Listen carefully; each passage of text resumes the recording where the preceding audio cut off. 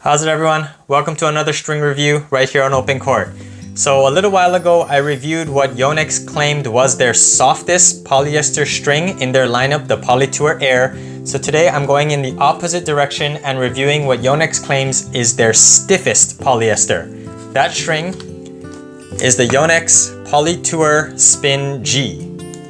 Let's check it out.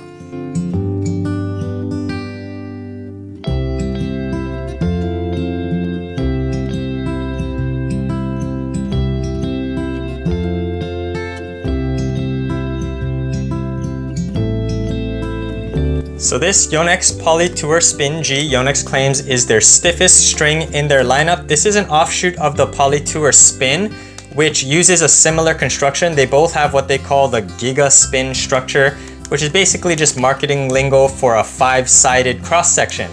The Polytour Spin, the regular version, has much sharper edges. This one is a little bit more rounded off, a little bit smoother. Also, the Spin G uses the silicone oil infusion, which Yonex uses in their Polytour Fire, which is personally my favorite polyester in their lineup, and also the Polytour Rev. And that silicone oil infusion means that there's silicone oil infused inside of the string, not just on the outer coating. So even when the friction, it shaves away the outer coating of the string, it still has that slippery internal structure, so it'll continue sliding and snapping back to reduce friction to both maintain spin and its tension.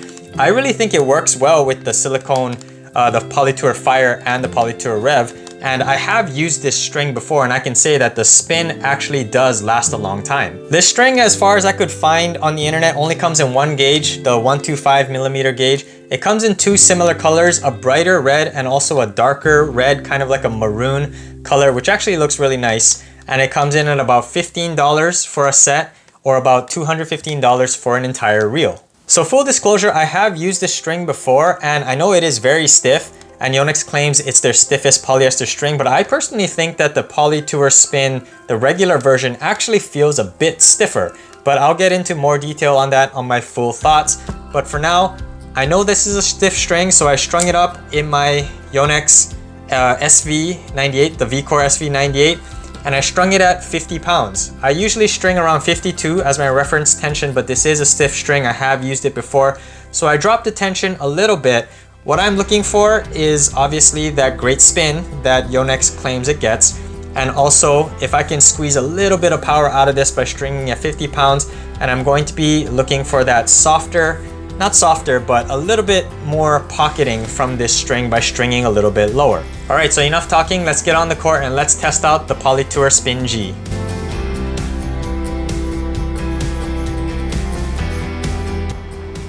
So let's get into the pros of the Yonex Polytour Spin G. I gotta be honest, this playtest did little to change the opinion I already had about this string, but that doesn't mean there aren't good things about it.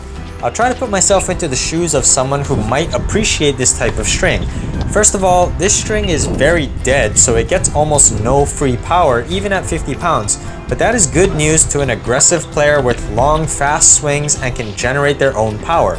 If you're an advanced player or someone who hits very flat and drives through the ball, the deader response of the Spin G should be exactly the type of string you want. This string really encourages you to swing big.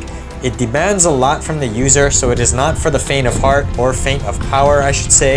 I think the Spin G could be a good complement in the most recent V-Core 98, which has a wider head shape up top. The new V-Core has so much power that it's sometimes hard to corral. The Spin G would complement more open patterns and add some much needed control. This string feels very much like RPM Blast in both its response and construction. I'm not a big fan of RPM, so that's probably why I'm not a huge fan of Spin G either, but if you want something that's similar to RPM but holds tension better, the Spin G would fulfill that role. That brings me to the stiffness and tension maintenance. This string actually has a decent amount of pocketing for such a low-powered string, but is still on the stiffer side. That said, the stiffness didn't bother me, and I actually liked the feel when I struck dead center in the string bed. There was a decent amount of feel, and I could redirect the ball into opposite corners with relative ease. Because of the low power, I couldn't get the ball deep into the corner, but I could still aim left and right no problem. The feel of this string is unique in that it feels muted but stiff. I feel a decent amount of dwell time, but the ball comes off the strings with such little force that it requires longer swings to push anything past the service line. I actually think the Polytour Spin regular version is much stiffer. I'm not a huge fan of the Spin G, but I still like it better than Polytour Spin Original, which in my opinion is just stiff with no feel, touch, or power. And the tension maintenance is pretty great. Because the Spin G uses the same silicone oil infusion technology as the Fire, which is my favorite Yonex poly, the strings have very little friction and they continue to snap back well into the playtest. I did not notice much change in the springiness of the string, and tension maintenance feels well above average. Speaking of that spin, the Polytour Spin G generates a ton of spin. Whenever I swing more vertically on my forehand, I felt the strings moving and snapping, and I saw my ball diving. My kick serve was probably the best shot for me with the Spin G. I could tell when I struck my kick serve cleanly because I could feel the strings displacing and I saw my kick serves curving in midair. The Spin G's rigid structure really grips the ball and serves. As long as I tossed the ball high, I could pull the serve down with the assistance of the string. The slice serves also had some sliding action. Although I had some difficulty hitting pace on my slice serves, I could hit slices that stayed low and ran away from my opponent.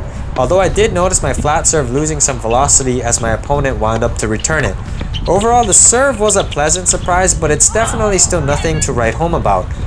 And lastly, the touch and feel on finesse shots was there for me. Like I mentioned earlier, the Spin G actually has a decent amount of dwell. Although this is very far from a crisp string, I could feel the ball sitting on the strings for a split second, and that helped me to hit drop shots and angle volleys as usual. I prefer something crisper on my ground strokes because I like that satisfying pop sensation, but in the front court, the Spin G's ball pocketing was enough for me to feel confident going for drop shots from behind the service line. The grip of the strings also made angle volleys and short angle ground strokes pretty easy.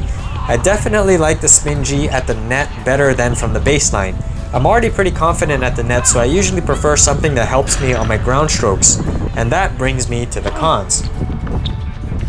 So getting into the cons of the Yonex Polytour Spin G, and the biggest con for me is the lack of power on ground strokes. Although the Spin G has some decent pocketing, it doesn't offload the ball with much power. I think the strings have some initial give upon contact, but then stiffens up and drains the ball of its kinetic energy. I'm not a sports scientist, but that's just my theory. I'm not a powerful hitter, so I look for something that gives me some assistance with power. I can't even say that the Spin G is great at redirecting power. Whenever I shorten my swing to take the ball early and redirect my opponent's power, I can see my shot decelerating as it crosses the net. I'm sure big hitters or advanced players who have long, fast strokes and can generate their own power will like this string, but for me, I felt I couldn't hit past my opponents or force mistakes very easily. This string felt similar to RPM Blast in that regard. That lack of power is definitely apparent on my serves as well. My flat serves had noticeably less speed and my opponents were returning them with relative ease. The good thing here though is that I could aim my flat serve a little better. Although trading speed for accuracy is a trade-off I will usually make, the speed drop-off was a bit too much. I had a harder time holding serve because I couldn't force return errors. My slice serves had a lower trajectory than usual as well. This is a common issue I have with stiffer strings. I just had to concentrate on tossing the ball at the proper height so I strike the ball in the upper portion of the strings on my slice serves. This isn't a knock against the strings per se, but I still would have liked a little more assistance with net clearance on my slice serve, which is usually my lowest trajectory serve. The sweet spot on the Spin G also felt pretty small. This could be unforgiving against big hitting opponents. Thankfully, my playgroup doesn't have anyone who hits really hard, but whenever I was forced to hit an outstretched volley or a defensive shot on the run, I would oftentimes dump the ball into the net. Hitting forehands on the run was especially difficult when I was going for the buggy whip shot that Nadal likes to use. I hit that vertical forehand in the net almost every time. You really need biceps like Nadal to get the buggy whip shot over the net with the Spin G as well as RPM Blast. If I was approaching the net after my serve and my opponent hit the return low at my feet, I had to make perfect contact or I wouldn't get the ball over the net. Basically anything hit outside the sweet spot either didn't clear the net or became a sitting duck for my opponent to smash. I think the Spin G could be great in a hybrid set with a multi-filament or natural gut. The softer string will unlock some much needed power while the stiffer G will add the control, spin, and durability. You can get the best of both worlds. And lastly, I wish there were more gauge options for this string. I could only find the 125mm gauge online. I usually use 120mm because the thinner gauge gives me more spin, power, and feel. I don't care too much about durability or tension maintenance, so I don't tend to use thicker gauges. It's possible other gauges exist that I don't know about, and if anyone knows where we can get other gauges of Yonex strings, please help us out in the comments. So, who is the Yonex PolyTour Spin G for?